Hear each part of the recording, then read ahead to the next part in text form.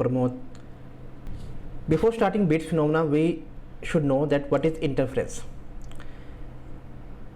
Interference is the phenomena of superimpose of two motion.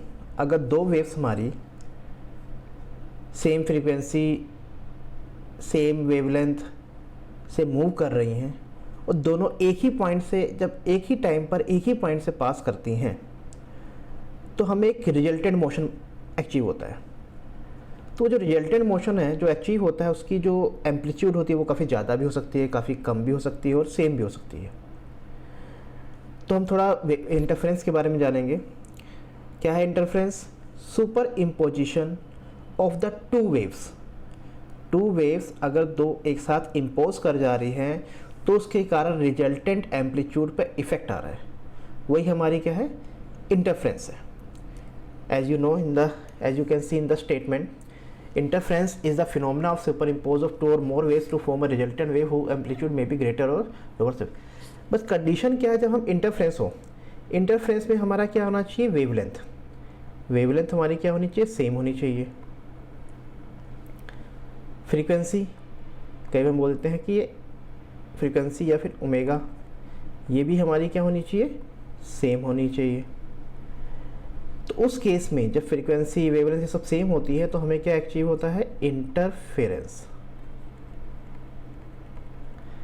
कैसे? जैसे suppose ये एक वेव ये मूव कर रही है ब्लू कलर की। Late us consider another wave of blue colour, red colour, and when these two waves pass through same point. Let us consider two waves. One is this, another one is this, and they both are passing from the same point. Like this is the same point from where these two waves are passing simultaneously. Then the resultant wave will be such like this, जिसका amplitude जो है काफ़ी ज़्यादा हो सकता है या फिर मैं कहूँ कि काफ़ी कम हो सकता है या फिर मैं कहूँ कि कोई चेंज नहीं होगा। जैसे दोनों वेव का एम्पलीट्यूड है, दोनों वेव का अगर एम्पलीट्यूड सेम था तो दोनों सेम एम्पलीट्यूड से रन कर रहे होंगे। अब ये डिपेंड करता है कि जो हमारी वेव्स मूव कर रही हैं क्या वो सेम फेज़ में है या आउट ऑफ फेज़ में है। इसको हम समझते थोड़ा सा एक फिगर से। लेट अस कंसीडर कि हमारे पास एक वेव ये जा रही है, ये एक मोशन है, okay, and let us consider there is another wave which is this having same frequency means same time period and it is moving like this। let us suppose ये जो हमारा रेड वाला है, रेड वाली wave है, ये मान लेता हूँ कि हमारी कोई वेव मोशन है x2 जो रिप्रेजेंट कर रही है a sin ओमेगा t से, एंड सपोज ये हमारी जो ब्लू वाली है इसको हम रिप्रेजेंट कर रहे हैं x1 से और ये है मेरी b साइन ओमेगा टी। अब दोनों सेम फेज़ में है। सेम फेज़ मीन्स कि दोनों एक ही पॉइंट से इनिशिएट हुई हैं। दोनों का देखिए ये वेवलेंथ भी क्या है? सेम है। जब दोनों सेम पॉइंट से सेम टाइम से सेम पॉइंट पे या सेम टाइम से स्टार्ट हो रही है, दोनों की टाइम पीरियड भी सेम है उस केसेस में, और दोनों का देखिए मैक्सिमम, इसका मैक्सिमम यहाँ पर है, इसका मैक्सिमम यहाँ पे, दोनों के मैक्सिमम एक ही टाइम पर एक ही जगह पे हो रहे हैं, ठीक। और इनके मिनिमम भी क्या है कि इसका नेगेटिव साइड में भी क्या है, दोनों सेम टाइम पे सेम टाइम पर इनका नेगेटिव साइड में भी एम्पलीट्यूड क्या मैक्सिमम है। अब इस केसेस में जो होता है हमारा एम्पलीट्यूड जो होता है एडिशन हो जाता है, एल्जेब्रिक समेशन हो जाता है, वेक्टर समेशन हो जाता है। मीन्स कि जो हमें रिजल्टेंट वेव मिलेगी वो रिजल्टेंट वेव हमें कुछ ऐसे मिलेगी जिसमें एम्पलीट्यूड उसका इंक्रीज कर जाएगा।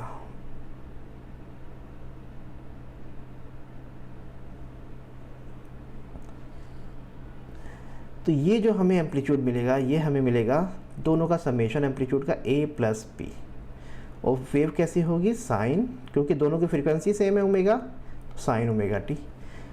तो इस केस में क्या है हमारा एम्पलीट्यूड का एडिशन हो जा रहा है और हमें काफ़ी ज़्यादा एम्पलीट्यूड की वेव मिल रही है। क्लियर? अच्छा, अब दूसरा केस क्या हो सकता है? सपोज हमारे पास ये अनदर है wave red 1 x2 a sin omega 2, and now consider the another wave blue one which is in the opposite side, suppose this, having the same time period, moving like such like this, and in such cases इस z का जो amplitude है, जो maximum amplitude है, वो same time पर दूसरे का नेगेटिव एम्पलीट्यूड है। अगर ये रेड वाला मेरा a पर है तो ये मेरा क्या है, ब्लू वाला b पर है। इस केसेस में हमारा एम्पलीट्यूड क्या हो जाएगा, सब्ट्रैक्ट हो जाएगा।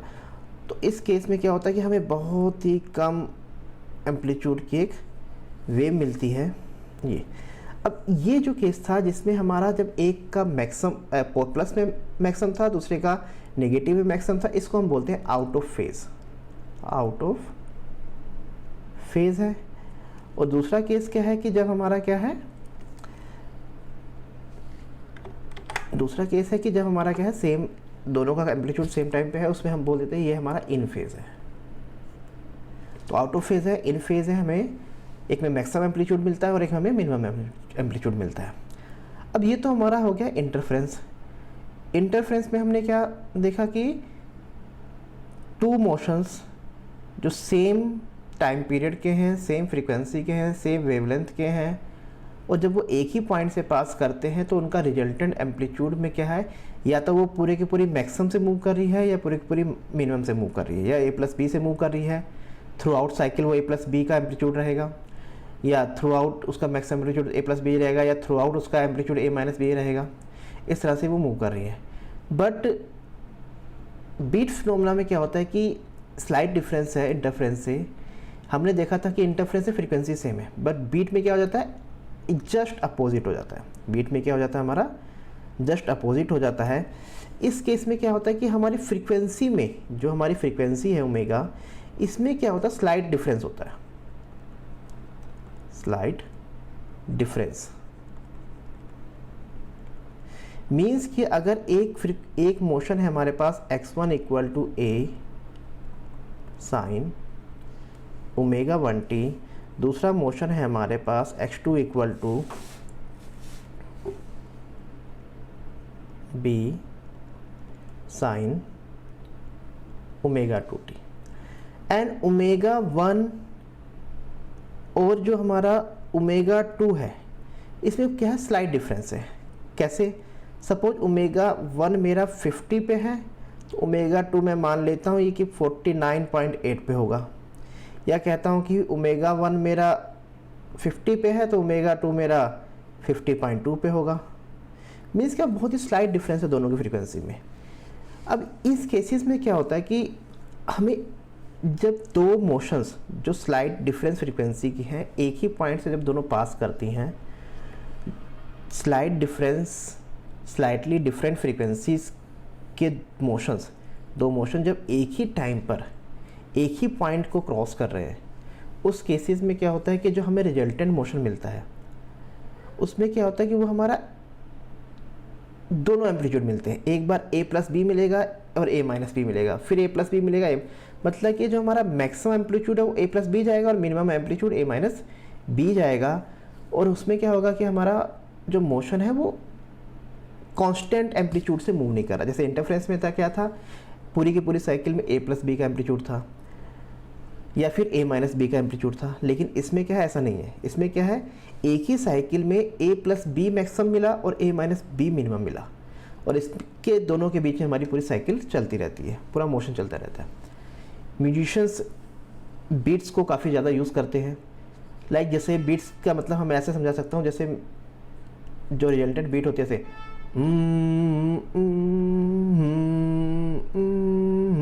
मतलब एक बार हाई एम्पलीट्यूड गया, फिर लो, फिर हाई, फिर लो, इसको हम बोल देते हैं कि हमारा क्या है, ये बीट है। क्लियर। अच्छा, इसको हम थोड़ा ऐसे समझते हैं। जैसे मैंने कहा कि what will happen when there is slight difference between the frequency two motions, इस केस में हमें क्या मिलता है, बीट मिलती है। इस केस में हमें क्या मिलता है, बीट्स मिलता है। when there is slight difference between the frequencies of two motion, then beats will occur.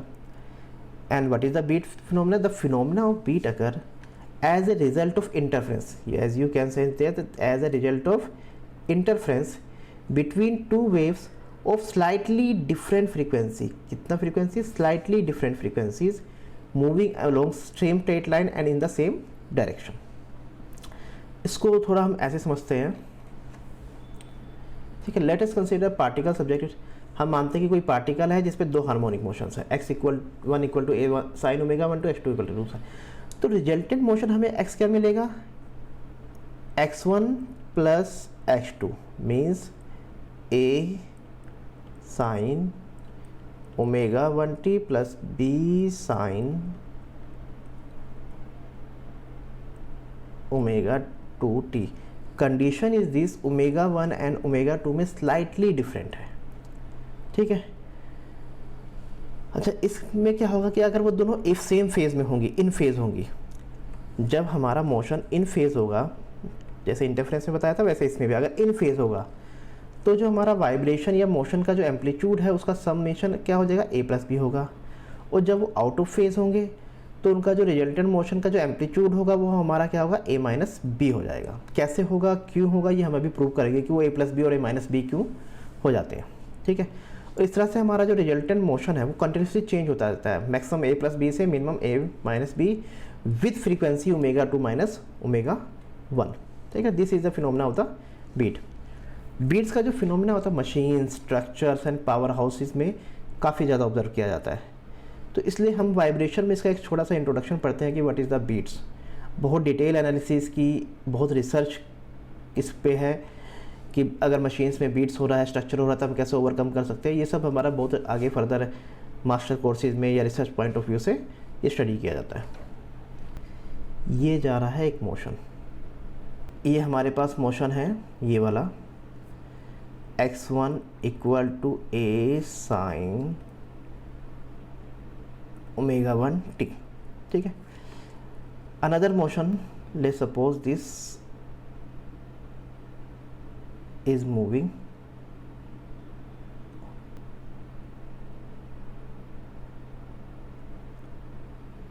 ये मूव कर रहा है। देखिए हुआ क्या, इस पॉइंट पर ये जो रेड है हमारा, इसको मान लेते हैं ये हमारा क्या है, x2। अब इस पॉइंट पर जहाँ पर हमारे z जो b एम्पलीट्यूड से है, ब्लू जो a एम्पलीट्यूड से है, दोनों का मैक्सिमम मिल रहा है। इस केस में यहाँ पे हमें मिलेगा a प्लस बी, क्लियर। अब यहाँ देखें तो यहाँ हमें कुछ कम एम्पलीट्यूड मिलेगा, a प्लस बी का जो है उससे थोड़ा कम हो जाएगा, यहाँ और कम हो जाएगा। और यहाँ पर हम देख रहे हैं कि एकदम अपोजिट, यहाँ पे हमें क्या मिल जाएगा, a माइनस बी मिल जाएगा। तो मीन्स कि एक ही मोशन में जब एक ही मोशन जो रिजल्टेंट मोशन है उसमें हमें a प्लस बी और a माइनस बी से मूव हो रहा है। इसको हम ऐसे कह सकते हैं कि ये हमारा ऐसे मैक्सिमम गया, फिर इस तरह से गया, फिर मैक्सिमम गया, इस तरह से हमें मोशन मिल रहा है। और इस केस में क्या है कि ये हमारे पास जो होगा, सॉरी, इस केस में क्या होगा, ये हमारा a प्लस बी से मूव कर रहा होगा और यहाँ पे मानता हूँ कि ये मेरा a माइनस बी से कर रहा होगा। तो a प्लस बी और a माइनस बी का एम्पलीट्यूड, एक है मैक्सिमम a प्लस बी और एक है मिनिमम a माइनस बी, दोनों एम्पलीट्यूड a प्लस बी और a माइनस मुझे एक ही मोशन में मिल जा रहे हैं। इट मीन्स कि हमारा जो रिजल्टेंट मोशन है वो मैक्सिमम a प्लस बी और मिनिमम a माइनस बी के बीच में चलता रहता है। इसी को हम बीट्स बोलते हैं, क्लियर। अब हम ये प्रूव करते हैं कि वो a प्लस बी और a माइनस बी के बीच में ही क्यों मोशन होता है, रिजल्टेंट मोशन हमें a प्लस बी और a माइनस बी के बीच में ही क्यों मिलता है। अब हम देखते हैं कि ये जो मोशन हमारा बीट्स का हो रहा है a प्लस बी और a माइनस बी के बीच में, तो मतलब कि मैक्सिमम a प्लस बी जा रहा है वो मोशन और मिनिमम a माइनस बी जा रहा है। तो हमारी जो मोशन है a प्लस बी और a माइनस बी के बीच में चलता रहता है। तो हम ये प्रूव करते हैं कि वो a प्लस बी और माइनस बी ही क्यों रहती है value, maximum a plus B और मिनिमम a माइनस बी क्यों रह रही है। जिससे हमारे पास क्या है कि दो मोशन है, x1 equal to a sine omega T, x2 equal to b sine, sorry ये ओमेगा 1t और ये ओमेगा 2t। ओमेगा 1 और ओमेगा 2 में बहुत ही स्लाइट डिफरेंस, फ्रीक्वेंसी डिफरेंस है। सपोज ओमेगा 2 जो है हमारा 50 है, ओमेगा 1 हमारा 48.8 है, तो इसलिए हमारा क्या है वो स्लाइट डिफरेंस फ्रीक्वेंसी है। अच्छा, इन दोनों को जो रिजल्टेंट है वो बीट्स है, हमारा बीट मिल रहा है, और उस बीट का मान लेते हैं कि मोशन है x, जो बीट मिल रही है हमारी उसका जो मोशन है वो x है, तो x equal to x1 plus x2। x1 कितना है a sine omega 1t plus b sine omega 2t। ये हम कर रहे हैं दो हार्मोनिक मोशन का एडिशन। हमने अपने लास्ट लेक्चर में एडिशन ऑफ हार्मोनिक मोशन को बहुत डिटेल में डिस्कस किया था, न्यूमेरिकल्स भी किए थे। अगर किसी ने वो लेक्चर नहीं देखा तो अपर राइट टैप कॉर्नर पे आई बटन से उसको देख सकता है। मैं ओमेगा 2 को ले सकता हूँ del omega plus omega 1, a sine omega 1t plus b sine omega 2 को मैं लिख रहा हूँ omega 1 plus del omega into में टी, यहाँ से लिख रहा हूँ।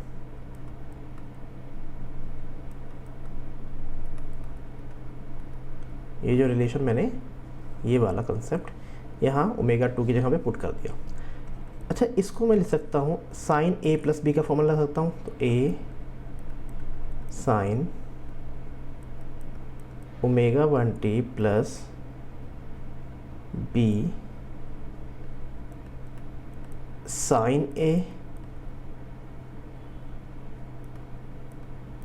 Cos b plus B cos a sine b. यहां से मैं साइन ओमेगा 1t को कॉमन ले लूं,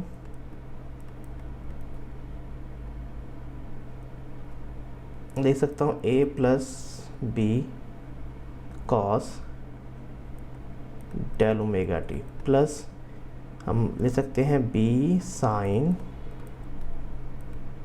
del omega T into cos omega 1t। Okay, अब ये जो हमारा मोशन है इसको मैं मान लेता हूँ कि जैसे हमारा तो ये x आया, let x is in the form a sine alpha plus omega 1t। हम मान लेते हैं कि ऐसे है ओमेगा 1t प्लस अल्फ़ा या अल्फ़ा प्लस ओमेगा 1t। मैं इसको ऐसे लिख सकता हूँ a sine omega 1t cos alpha plus a cos omega 1t sine alpha, मतलब साइन a प्लस b का फॉर्मूला पुट किया। इसको मान लेते हैं इक्वेशन 1 एंड इक्वेशन 2। ना equating equation 1 and 2, equating 1 and 2।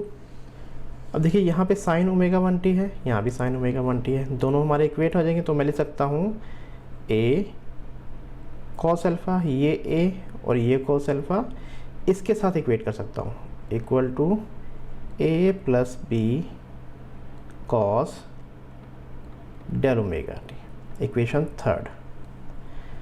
अब इसको इक्वेट करें a sine alpha cos omega 1t के साथ में जो टर्म थी उसके लिए equal to b sine del omega T, equation 4।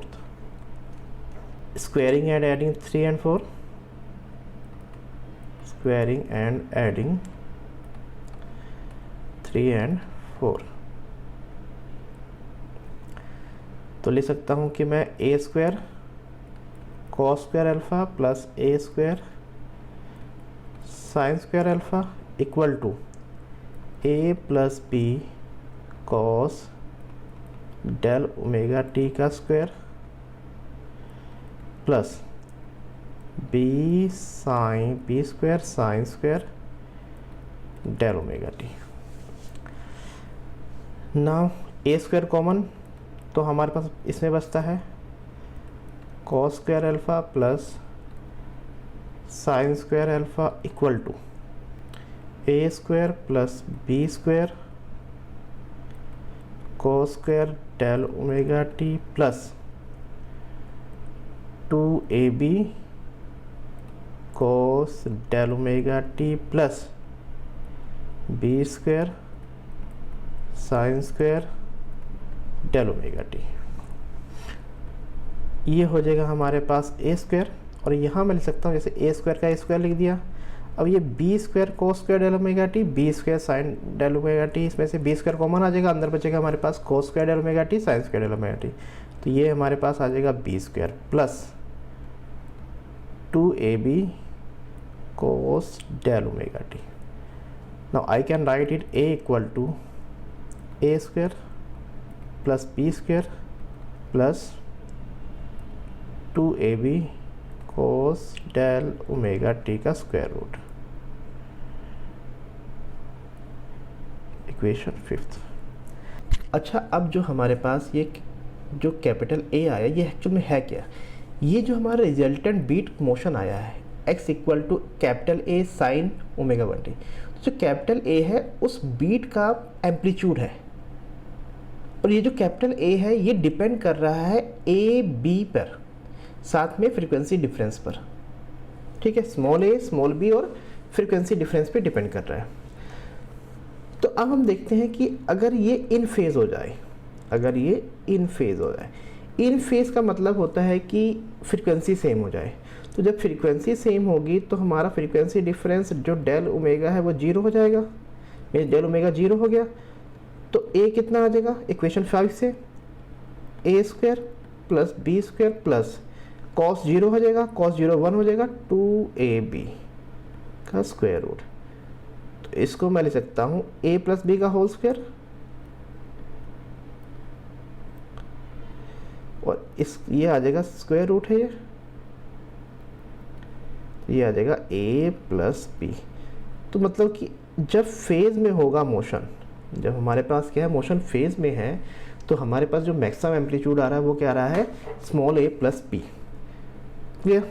अच्छा, अब जब आउट ऑफ फेज होगा, जब हमारा आउट ऑफ फेज होगा, आउट ऑफ फेज में क्या होता है, ओमेगा 2 माइनस ओमेगा 1 एकदम अपोजिट चले जाते हैं, तो वो 180 डिग्री का फेज बनाता है। मतलब डेल ओमेगा कितना हो गया 180 डिग्री, और कॉस 180 होता है -1। तो हम लिख सकते हैं a equal to A square plus B square, from equation 5 लिख रहे हैं, plus 2b। Cos del omega T था, डेल ओमेगा हो गया 180, और कॉस 180 होता है -1, तो ये इट मीन्स कि ये हमारे पास यहाँ पे -1 आ जाएगा, और इसका स्क्वायर रूट। तो हम क्या लिख सकते हैं a माइनस बी का होल स्क्वायर, तो a आ जाएगा a माइनस बी।